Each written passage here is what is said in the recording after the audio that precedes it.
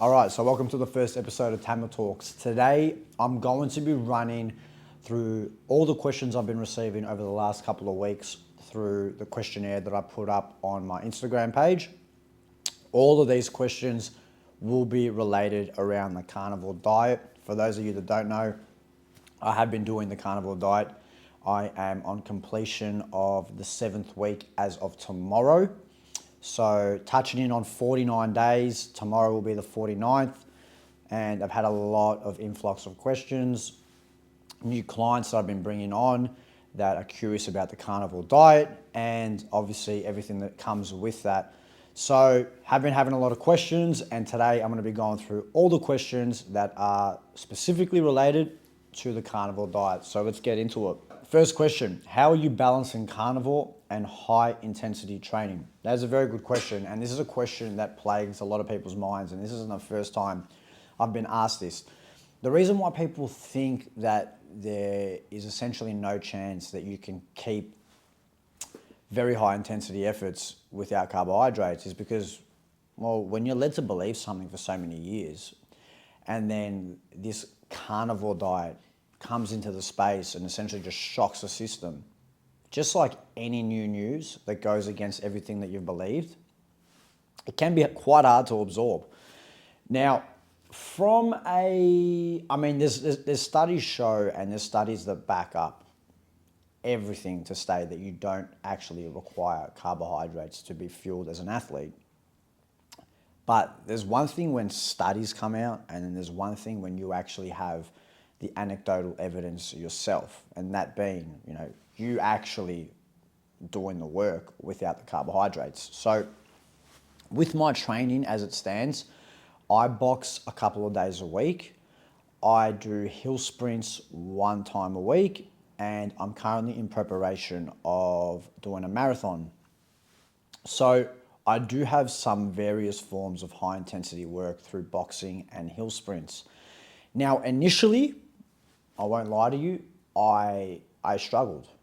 I struggled a lot with the high intensity work. And the reason why I struggled a lot is because, firstly, when you begin the carnivore diet, or any low carb diet for that matter, whether you're doing the Atkins or the ketogenic diet, you need to go through a process in which you are becoming fat adapted.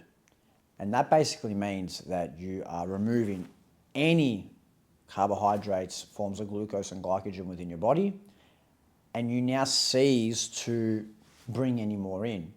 So during this transitional period, you're essentially going from carb burning to fat burning.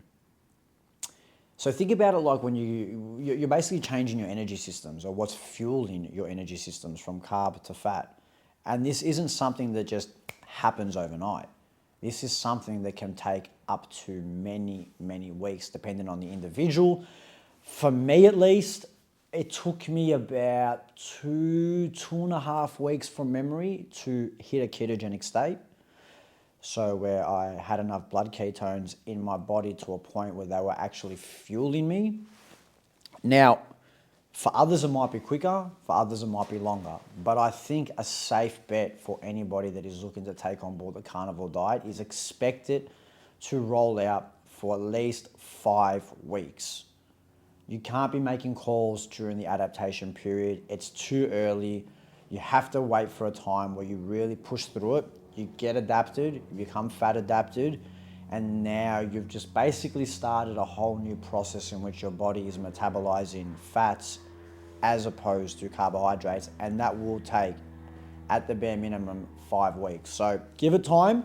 Once you do adapt to that place, you feel a lot more liberated. I was saying this in another video that I posted, and I feel like I'm having repeat conversations with people because this is just so often coming up, that I do feel liberated right now because I'm not bound to chasing my next meal like carbohydrates impose on you when you're eating that way, and the release of dopamine that you get in your brain when you do eat carbs is something that you just don't experience when you are fat adapted and you're eating carnivorously. It's not to say that you don't enjoy the meals by any means, but there's just a different release of pleasure that the carbohydrates give to your brain as opposed to the fat and protein that you get from steak. So how am I managing it?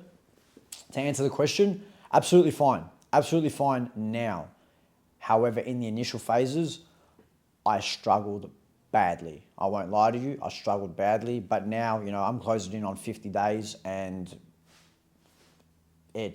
I really feel no difference. In fact, I would argue that I feel even better this way overall as a human and more specifically with my training.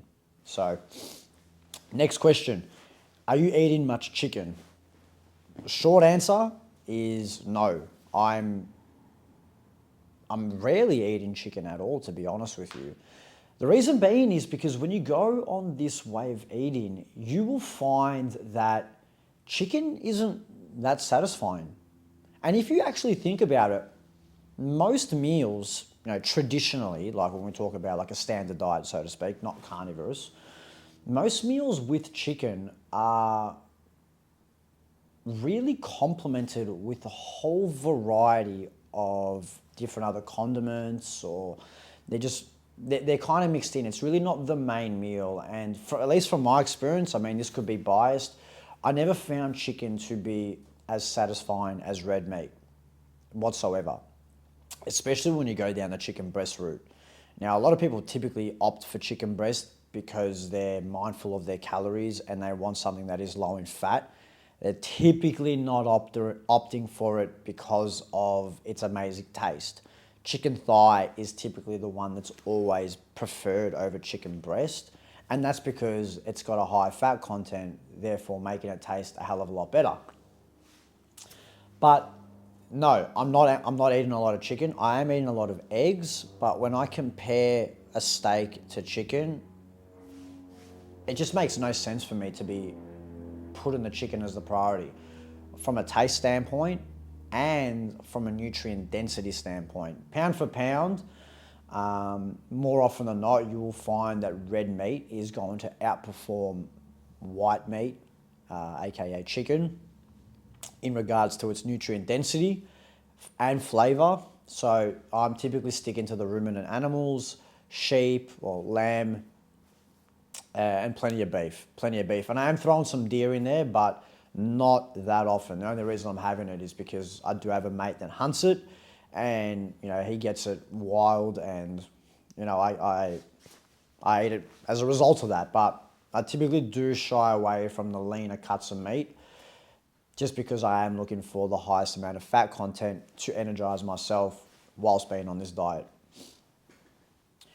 How much do you spend on a carnivore diet per week? I haven't really thought about it, to be quite honest with you. The reason why I haven't thought about it is because, well, I guess I'm blessed to be at a stage in my life where money in regards to the quality of food that I'm buying doesn't seem to be an issue. So I'm not really thinking about it. I am prioritizing my health first and foremost. Above all else, I am opting for the grass-fed, grass-finished products, the pasteurized raised eggs, and I'm also getting a lot of meat given to me. So I'm pretty blessed in regards to that. So I've had quite a bit of meat given to me where I haven't actually had to pay for it. So the numbers will be all skewed. But, if I was to do some, live math right now, here in Australia, I'm paying about $45 per kilo for grass-fed, grass-finished Scotch fillet, which is fantastic deal, by the way. I'm very blessed that I do have a very good friend of mine that can give me these type of prices. So if I'm eating, say, 750 grams of Scotch fillet a day, so 75% of 45 is, let's just say, 38. Say I have 4 eggs a day, there's 42. A few condiments, some butter, maybe the odd bone marrow. Let's just say 40, $45 a day. Over the course of a week, I'm probably looking at just over $300, So it's pretty good. It's pretty good food. And, I'm eating very, very good quality foods as well. Like I'm talking pasteurized eggs and grass-fed, grass-finished steak. To be spending just over $300 for that per week, when you look at it from a nutrient density standpoint, you ain't going to get anything better than that. I mean, think about it. You go out for a meal, you go out for a basic breakfast here in Australia, and, you're paying bare minimum, like $23. And that would be, it'd be like 2 eggs on toast and maybe some avocado, things like that. Now, when you break down the density of nutrients within that meal, 2 eggs, I don't know about you guys, but 2 eggs would not even scrape the sides to me. Granted, they're having it with like sourdough bread and things like that, but we're talking like maybe 14, 15 grams of protein at the very most for, $23, $24 at a Sunday surcharge, things like that. You're closing in on, $27, $28 when you incorporate all taxes and things like that. For what it's worth, if I'm paying $45 for a kilo of steak, I could get 1 kilo of grass-fed, grass-finished Scotch fillet, and say I have a 500 gram Scotch fillet in comparison to me going out and eating, it's uncomparable. And even if you pay like top end market prices, which I don't have access to, I get wholesale, even top end market prices would be, in the 50s to 60s. Even if it's in the 60s, it's still ridiculously cheap. And, this is where it sometimes doesn't make sense to me. Like, people think, I wouldn't spend that amount of money on that type of steak, but first chance they get, they'll eat out and drop way more money for way less quality.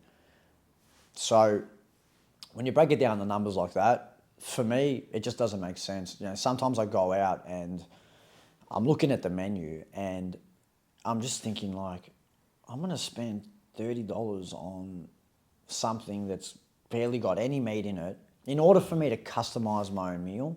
I'll go out and eat breakfast and I'll tell the guy, look, I want 4 eggs, scrambled, bit of bacon, and, if you've got any beef, sometimes, breakfast places have like beef cheek or something like that. I add that in. And by the time I've added all these condiments and sides and that, and because it's so customized, I'm spending upwards of like $30 plus, when I could just get a steak.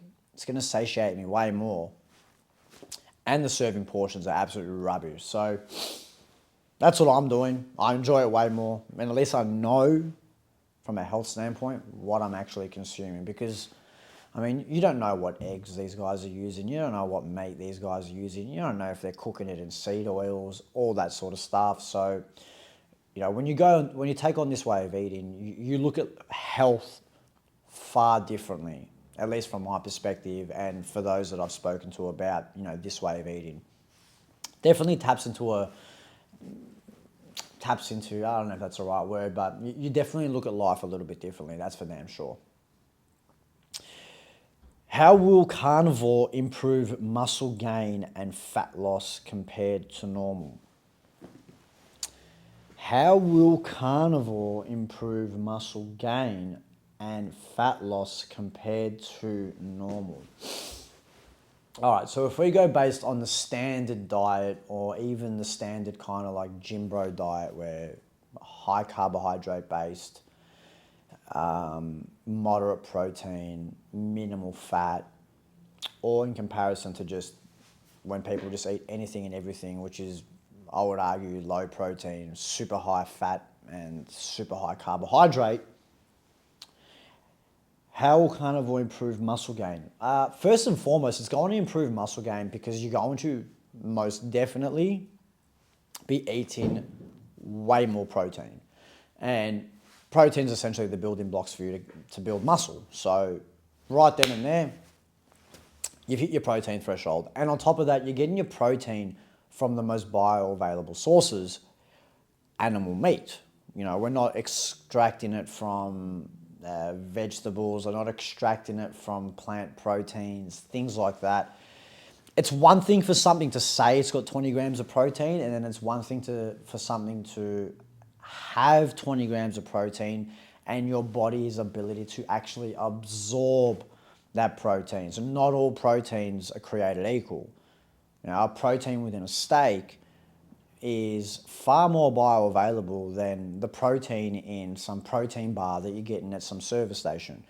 Yeah, the protein bar may say X amount of grams in protein, but you know, you much to your surprise, you'd be wondering how much of that you're actually absorbing, plus all the other additives and ingredients in which, you know, God knows what language or, you know, how to even pronounce them. So protein, you not only are you going to meet the minimum threshold that your body requires, you're going to get a better quality of protein as well. So, you know, you complement that with strength training, which you're probably already doing as well. So you're going to get right then and there, the quality of the intake of your food has dramatically increased. So that's number one. How's it going to help from a fat loss standpoint? This to me is the big one, because I'm a firm believer that when you do the carnivore diet over a long enough period of time, you will essentially look the way your body is designed to naturally look, because I believe, and I firmly believe, that this is the most natural way that a human body should be actually consuming food. So over a long enough period of time, there's no reason to believe that you won't eventually find the shape in which you should be looking. And the reason why I say that is because when you eat this way,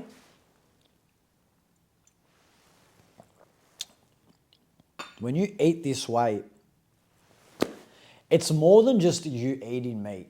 From a surface level, a lot of people think, oh, all right, you're just eating meat.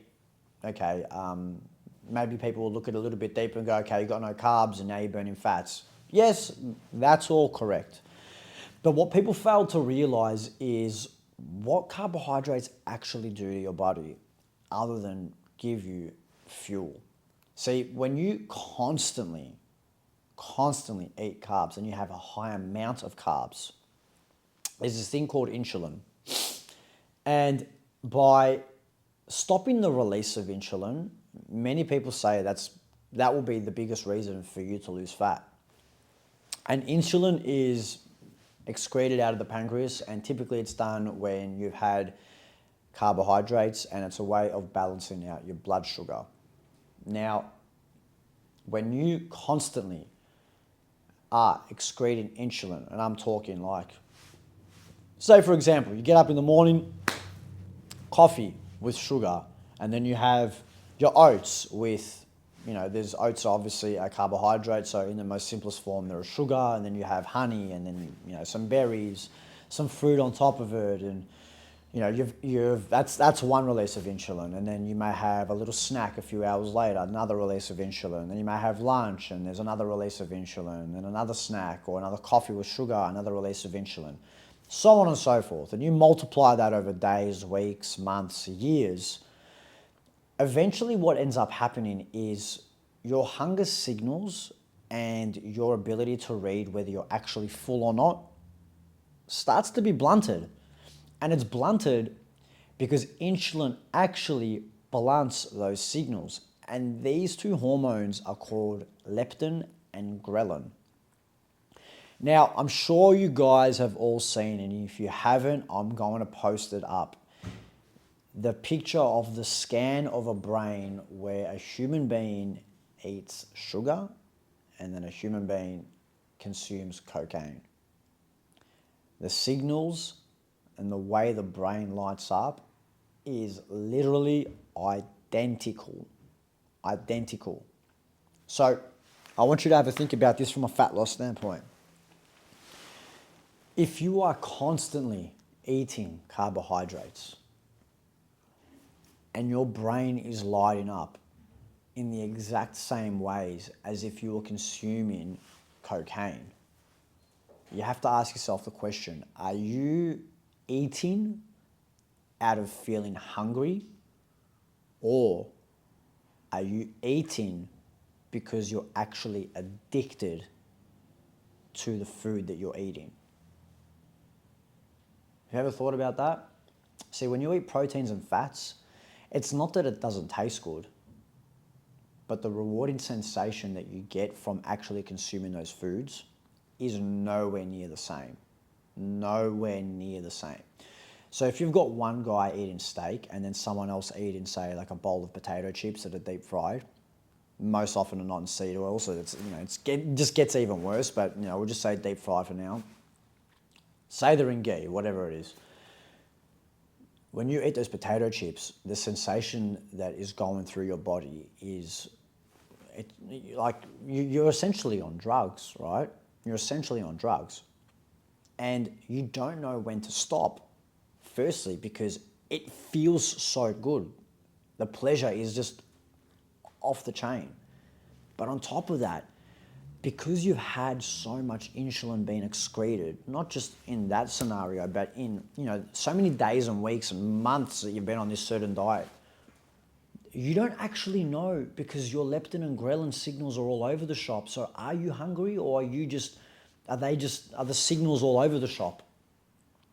And you're just reacting to what you might think is hunger, but in reality, you're just addicted. So when you remove yourself from that way of eating and you're only eating foods that are designed for us to actually consume, well, you're not going to be distracted by that addicted feeling, and you're only going to eat eventually based on your actual hunger signals. Actual hunger signals. I want you to think about it, right? Think about any wild animal out there. Let's just pick a carnivorous one. It actually doesn't even matter. It can be any animal out there. What animal out there in the wild do you know that is overweight, that becomes obese? There's none. And the reason why there's none is because all these animals out in the wild, they eat the foods in which they're designed to eat. They don't veer off track. Lions don't end up going to KFC. Lions eat what they eat and they stick to that. They don't end up, deciding, I'm going to start eating this tree. No. They eat the prey in which they hunt. And when they eat the prey in which they hunt, ancestrally, the way their body operates is it knows when to stop eating because it's not torched up with dopamine sensations. When you're eating packets of M&Ms, you don't know when to stop because your brain's losing it. So you're literally fighting against an addictive property that is exactly the same as cocaine for you to stop. So essentially, sugars are like drugs.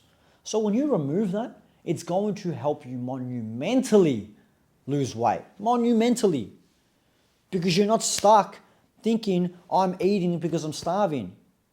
And you can't stop. How many times have you had like a Tim Tam or any sugary thing and that was the only one you've had? No chance. The reason being is because they're designed to keep you addicted to it. Well, you think these large corporations that run these companies that make these foods are creating them and not doing the studies behind behavior patterns of human beings? Of course they are. Of course they are. They want you to be addicted to it so you can consume the product, give them a good review. They're doing a damn good job at it. So from that standpoint, it's going to help you monumentally. It's going to help you monumentally. It's going to make you an overall healthier human being as well. Health isn't just a marker of how thin you are, or how fat you are, or how much muscle you have. There's a lot more deeper than that. It's very superficial that a lot of people think that health is just six-pack abs and be a certain body weight. That's important to some degree, don't get me wrong. I'm not going to sit here and argue that being obese is a sign of health, but it's not the be-all, end-all is what I'm getting at. And when you start this way, you will become overall a healthier human being.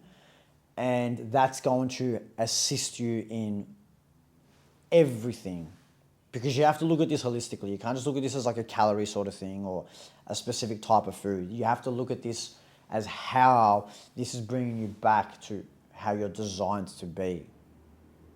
That's how you have to look at it. Do you recommend the carnivore diet to footballers?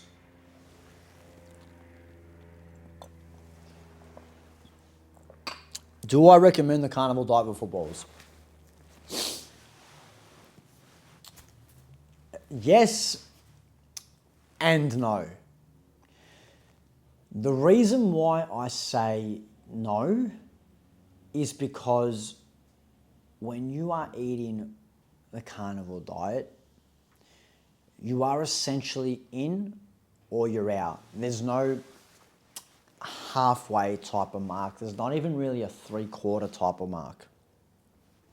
The reason why is because of the whole fat adapted state. And that's a massive one.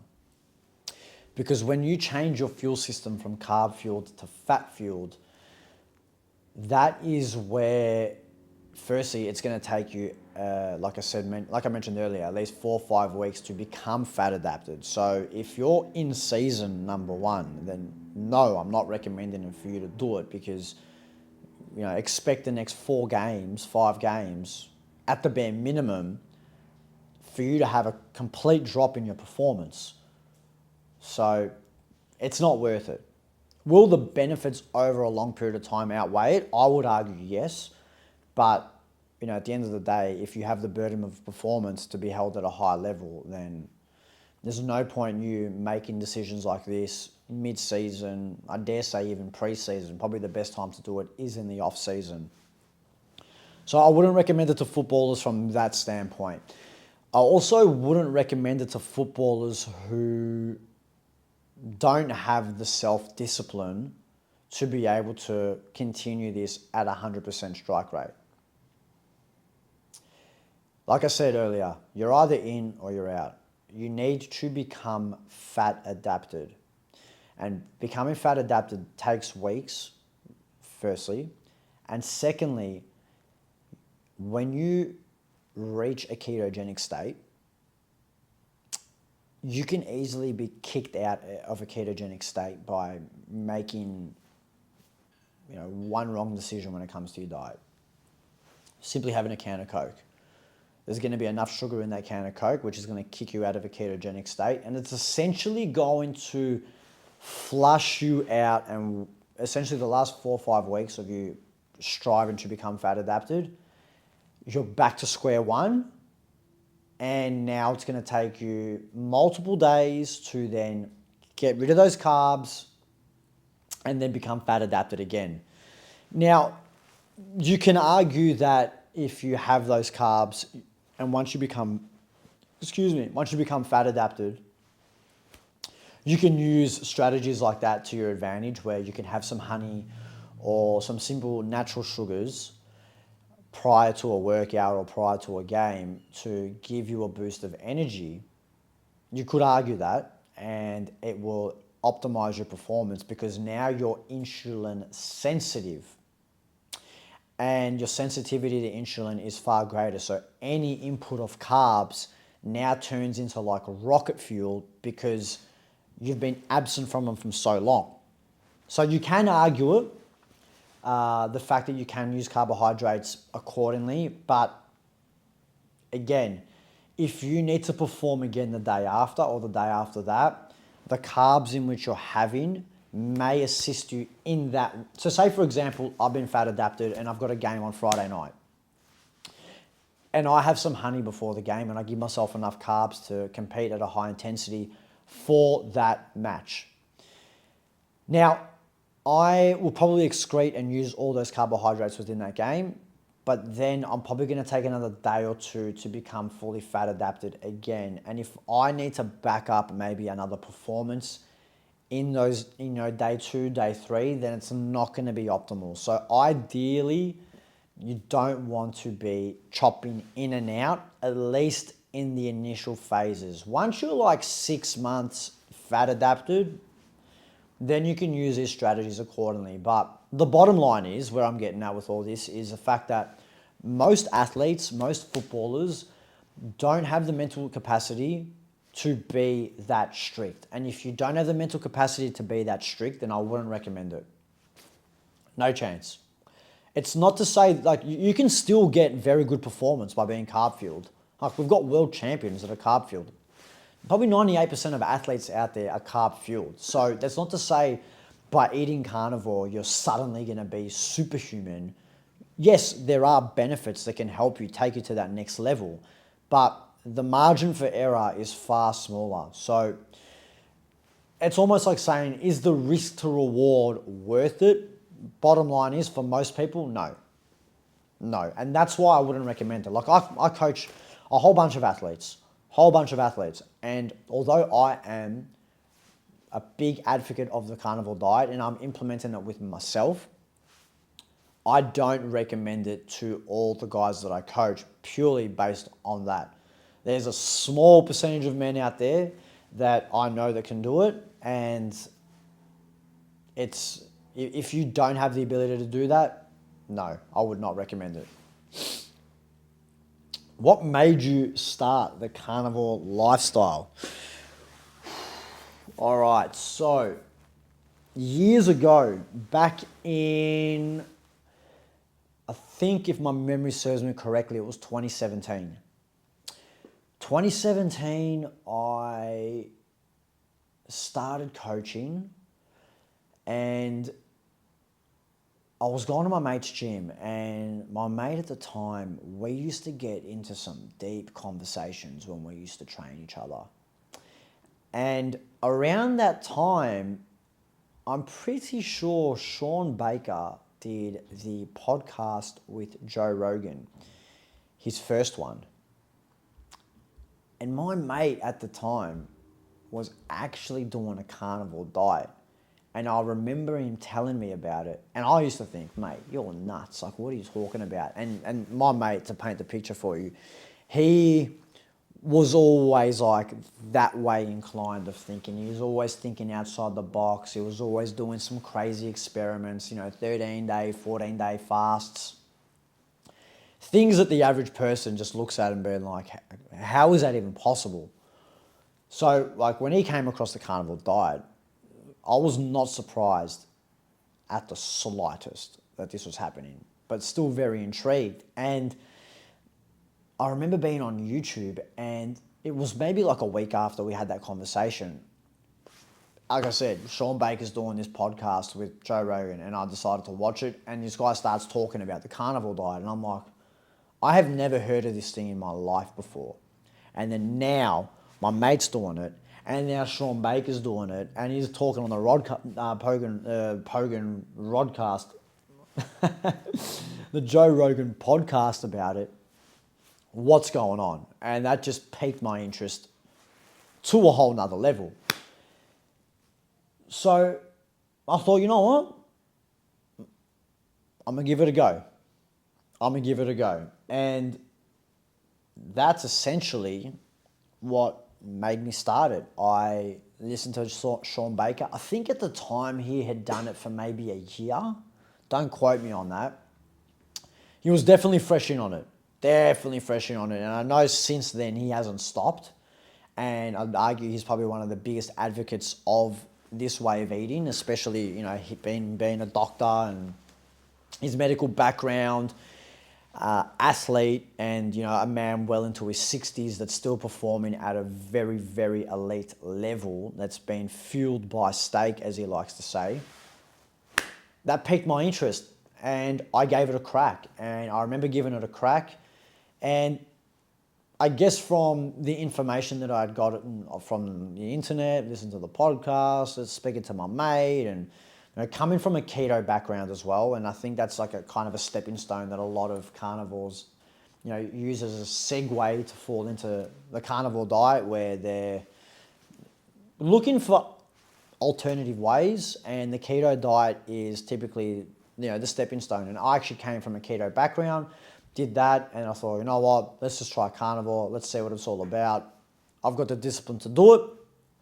I did it for 3 months, and I was, oh, the word is to describe it. I mean, I was impressed. I wasn't shocked because, you know, when you're hearing all these other people talk about it, then you kind of know what's to come. But I was definitely impressed. I think it's important for me to also state that I wasn't coming from a metabolically ill background. I was playing semi-professional football at the time. So, you know, I would dare say that I'm in the top 2-3 percentile of, you know, fitness levels and health, from a health standpoint. I wasn't coming from a particularly ill background or someone that was overweight. So it's not like I did this and then I was like, whoa, like this is amazing. Like I feel completely different. I did feel different, don't get me wrong. But the transition from where I was coming from, like I said, I was already keto backed. So I just essentially had to just drop the salads, and then that's where I was carnivorously. Whereas people that are going from a standard diet to this way blows them out of the water, man. I've got guys that I'm coaching who are dropping like 5-6 kilos first couple of weeks, eradicated inflammation, and they're a whole brand new person. So that's what made me start the carnivore diet. Piqued my interest. It was almost felt like it was necessary for me to do. And it fell in my lap. And since 2017, I haven't been a strict carnivore since. I won't lie to you. I have veered off.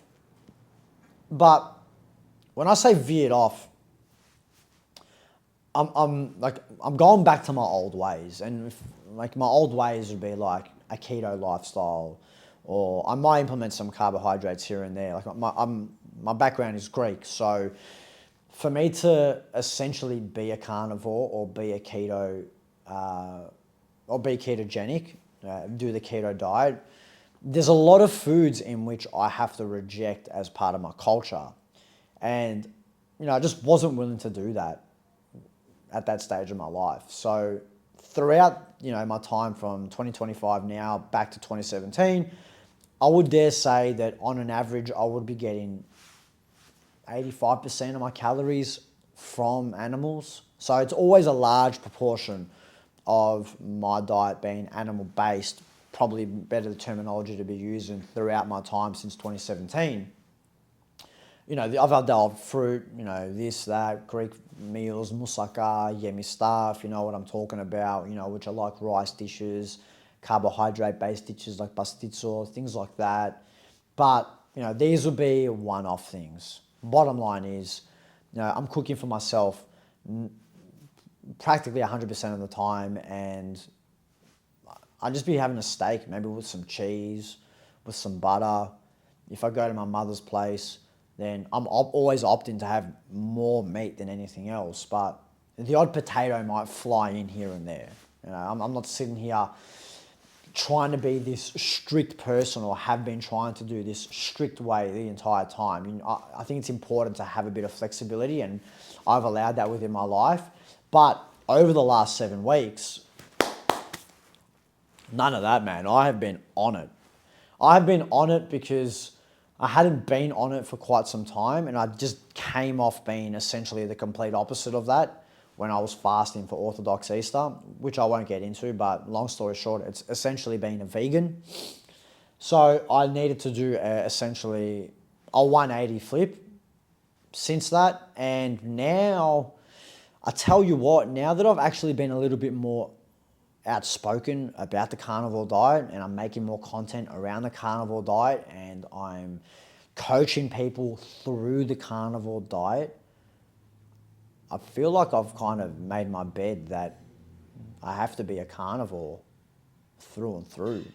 Otherwise, it just wouldn't really make sense considering how many people I'm helping with the carnivore diet whilst I'm doing the carnivore diet. So, and this is the thing, like I made a video on this and people are asking me like, when are you going to stop?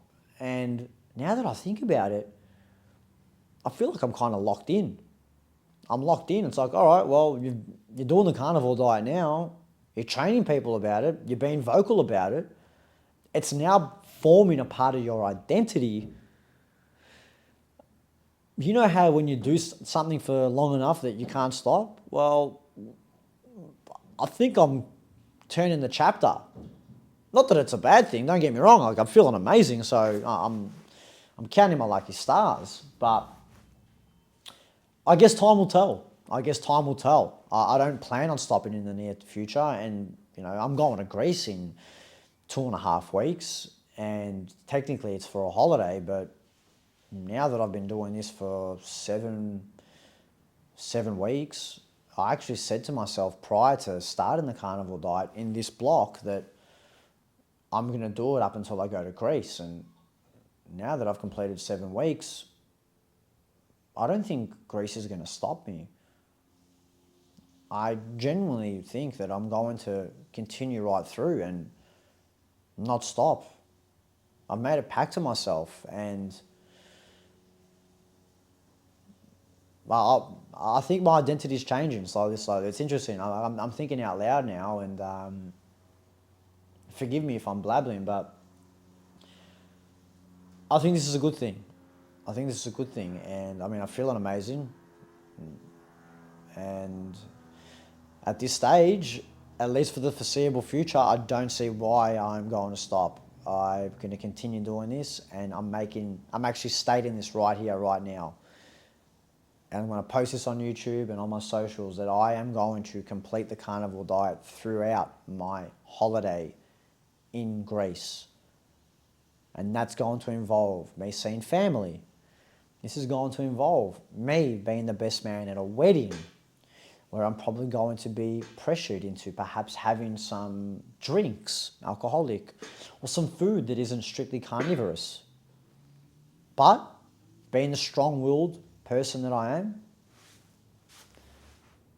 I have no reason to believe in which I will complete this entirely. And I guess I can't be an advocate of discipline. I can't be an advocate of working hard if I don't do it myself. So that's it, guys. I'm actually going to do it throughout, beyond Greece. Even though I said prior to entering this that I won't, that's what I'm going to do.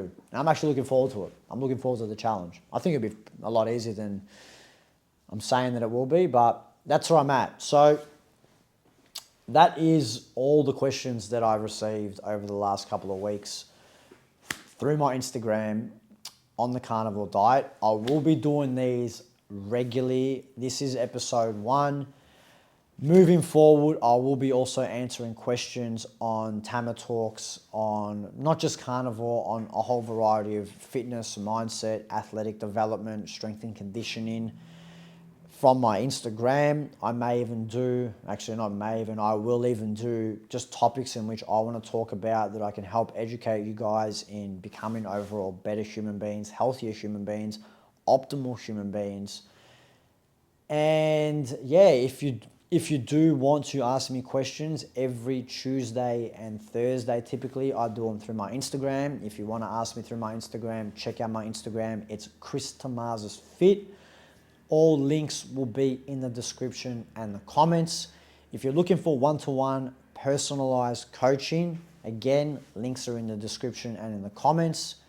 Be sure to check out my IG, like I mentioned. Like, comment, subscribe. See you guys on the next one.